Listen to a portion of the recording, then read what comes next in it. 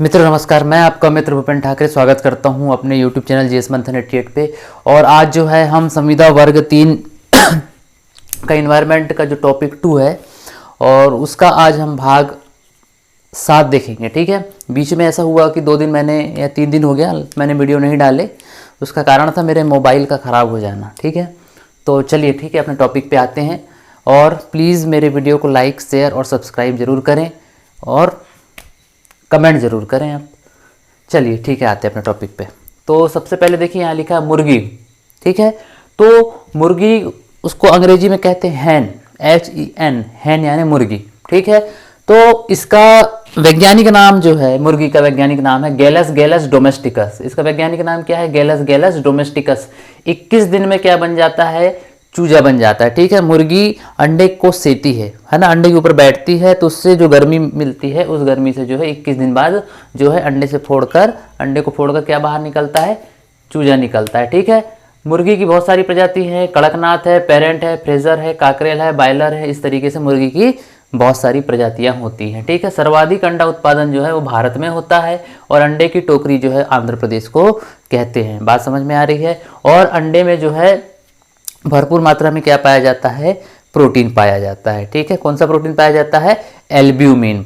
ठीक है, कौन सा प्रोटीन पाया जाता है? एल्ब्यूमिन प्रोटीन पाया जाता है। इस बात को आप लोग ध्यान में रखेंगे। फिर नीचे लिखा है ईगल, है ना। बहुत सारे लोगों को ये भ्रम होता है कि ईगल यानी बाज होता है। ईगल यानी बाज नहीं होता, ईगल यानी चील होता है। चील को काइट भी कहते हैं। ठीक है, चील को काइट भी कहते हैं अंग्रेजी में और उसको ईगल भी कहते हैं। इसी को महासेन भी कहते हैं, महासेन, है ना, महासेन लिखा हुआ है। और इसी को जो है भारत में गरुण भी कहते हैं। क्या कहते हैं इसको? गरुण भी कहते हैं। ठीक है, गरुण और जटायु भाई थे ना, तो ये गरुण है।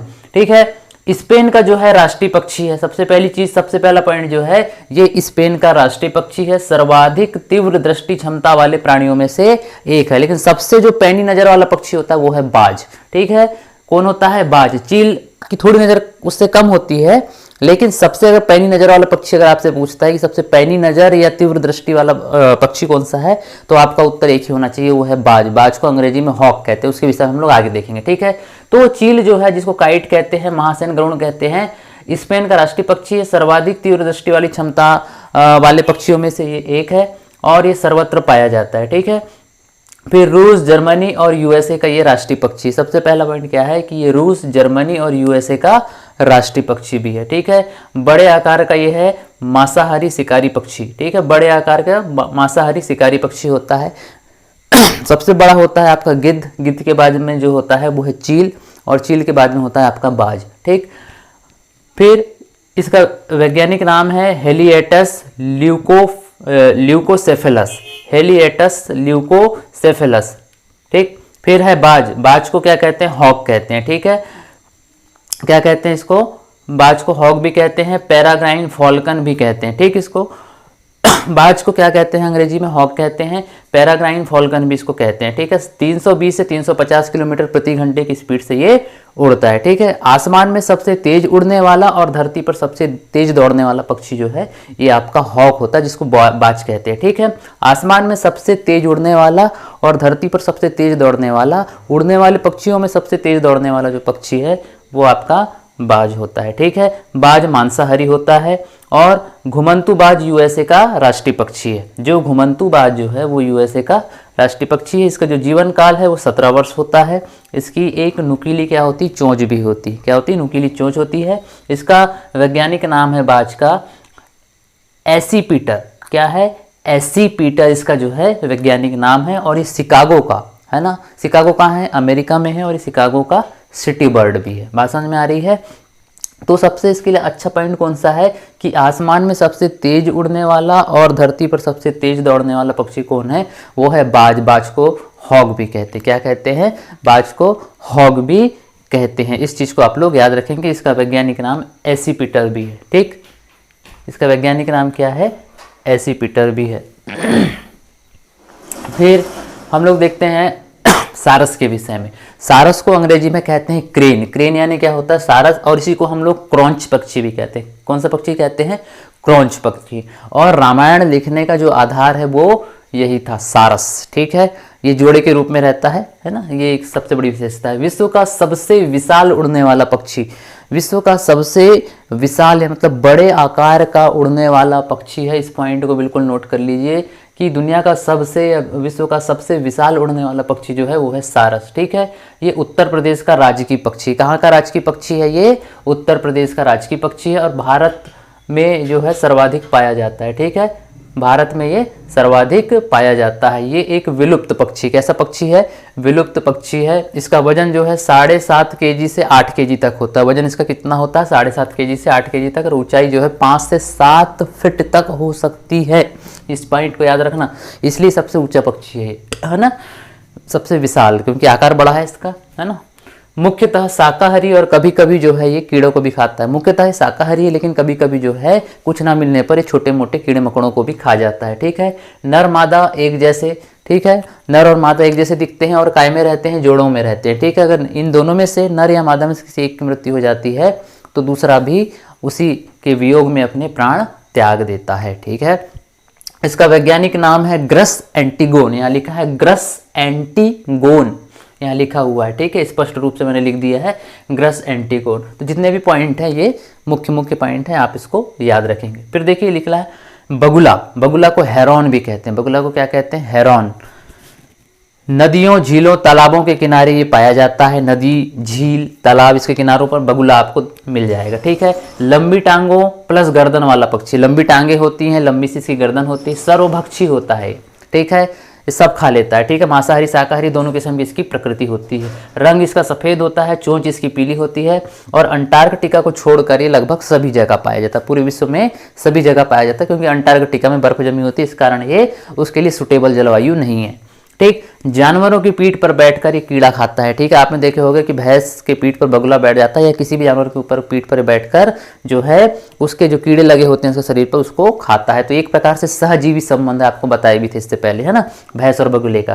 फिर दूधराज होता है। दूधराज को शाह बुलबुल भी या सुल्ताना बुलबुल भी कहते हैं। दूधराज जो है उसको शाह बुलबुल भी या सुल्ताना बुलबुल भी कहा जाता है। मध्य प्रदेश का राजकीय पक्षी है। 1981 में मध्य प्रदेश का इसको राजकीय पक्षी घोषित किया गया है। इसका वैज्ञानिक नाम है पैराडाइज फ्लाईकैचर। क्या है इसका वैज्ञानिक नाम? Paradise flycatcher. 1981 में मध्य प्रदेश का राजकीय पक्षी ये बना। ठीक, 18 से 22 सेंटीमीटर इसकी जो है ऊंचाई होती है ना, 18 से 22 सेंटीमीटर।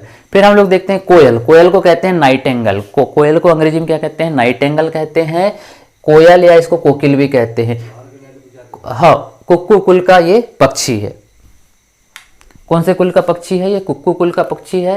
रंग जो है जो होता है कोयल का जो रंग है वो नीलापन लिए हुए काला होता है। जो इसका नर होता है वो अगर इसके रंग की बात करें, जो कोयल होता है वो नीलापन लिए हुए, मतलब नीला भी होता है और नीला के साथ में हल्का ही काला भी होता है। ठीक है, नर कोयल ही आवाज करते हैं। पहले इस पॉइंट को याद रखना है कि जो आवाज करते हैं वो नर कोयल ही करते हैं। जो मीठी आवाज निकालते हैं ना कुहू कुहू की, तो वो नर कोयल ही निकालते हैं। ठीक है, नर की आंख लाल और पूंछ लंबी होती है। नर की जो आंख है वो लाल होगी और पूंछ कैसी होगी? पीछे की ओर लंबी होगी। ठीक है, अपना घोंसला नहीं बनाता बल्कि अपना अंडा जो है ये कौवे के घोंसले में देता है। इस चीज को आप लोग याद रखना।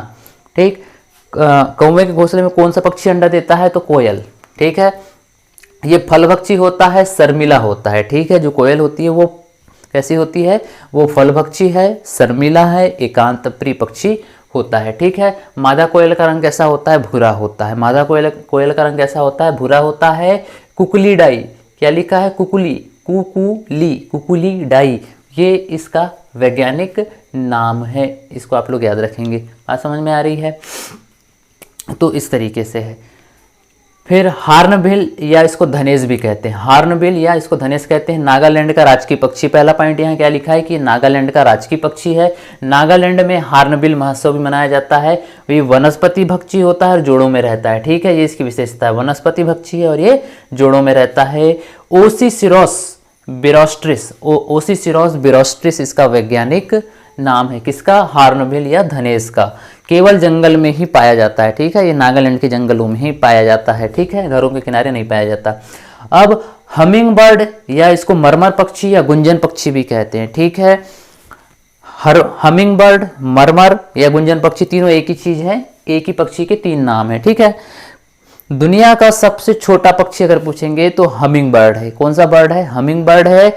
और ये ऐसा पक्षी है जो पीछे की ओर उड़ान भरता है। किधर उड़ान भरता है? ये पीछे की ओर उड़ान भरने वाला पक्षी है। कौन सा? Humming bird. ठीक है। दक्षिण अमेरिका में जो चिली है, चिली नामक देश है, चिली के जंगलों में जो है ये पाया जाता है। कौन? आपका हमिंग बर्ड। फिर देखते हैं लॉयर बर्ड के विषय में। लॉयर बर्ड जो है ये भी ऑस्ट्रेलियाई पक्षी है। विक्टोरिया राष्ट्रीय उद्यान में इसका संरक्षण किया जाता है और ये एक शिकारी पक्षी है। लॉयर बर्ड कैसा है? एक शिकारी पक्षी है। बतख के विषय में देख लीजिए। बतख को डक कहा जाता है अंग्रेजी में और इसका वैज्ञानिक नाम है अनस प्लेटो राइनोकोस। अनस प्लेटो राइनोकोस, अनस प्लेटो राइनोकोस ये लिखा हुआ है। एक जली पक्षी है, उड़ नहीं सकता। बतख उड़ नहीं सकता, याद रखना, बतख उड़ता नहीं, आपने भी देखा होगा। प्रजाति जो है एनारिडे या एनार्टिडे, इसकी जो प्रजाति है वो एनारिडे या एनार्टिडे है।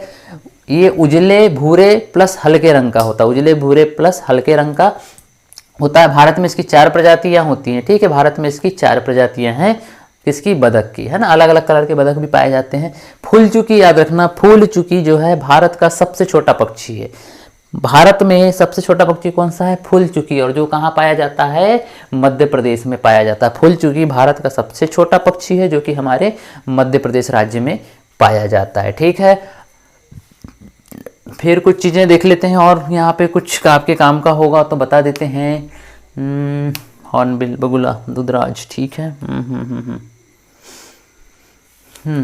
चलिए, इस बात को याद रखिएगा कि स्तनधारी और पक्षी के बीच की कड़ी माना जाता है चमगादड़ को। ठीक है, क्योंकि चमगादड़ के कुछ गुण जो हैं वो किसके जैसे? स्तनधारियों के। हालांकि वो स्तनधारी वर्ग में ही आता है, लेकिन अपने पंखों के कारण वो उड़ता है, इस कारण वो पक्षी की श्रेणी में भी आ जाता है। मतलब दोनों का मिला जुला जो है गुण जो है चमगादड़ में पाया जाता है। कुछ गुण स्तनधारी के और कुछ गुण इसमें पक्षी के पाए जाते हैं। उसी प्रकार सरीसृप और पक्षी के बीच की जो कड़ी माना जाता है वो है आर्कियोप्टेरिक्स। ठीक है, तो इस तरीके से स्तनधारी और पक्षी के बीच की कड़ी चमगादड़, सरीसृप और पक्षी के बीच की कड़ी जो है आर्कियोप्टेरिक्स है। ठीक है, नील गाय को रोजड़ा भी कहते हैं। नील गाय जो होती है उसको क्या कहा जाता है? रोजड़ा भी कहा जाता है। तो इस तरीके से ये जो है कुछ चीज़ें हैं, आप इनको याद रखेंगे। लगभग मैंने मुख्य जितने भी पक्षियों की प्रजाति हैं उससे रिलेटेड जितने भी महत्वपूर्ण पॉइंट हैं जो एग्जाम में आ सकते हैं वो मैंने आपको सब नोट करा दिए हैं। ठीक है, तो आज के लिए सिर्फ इतना ही रखते हैं। अब आगे का हम लोग कल देखेंगे, लेकिन आप जो है ध्यान से बढ़िया पढ़ते रहिए और समझते रहिए। तो आज के लिए सिर्फ इतना ही रखते हैं। जय श्री राम।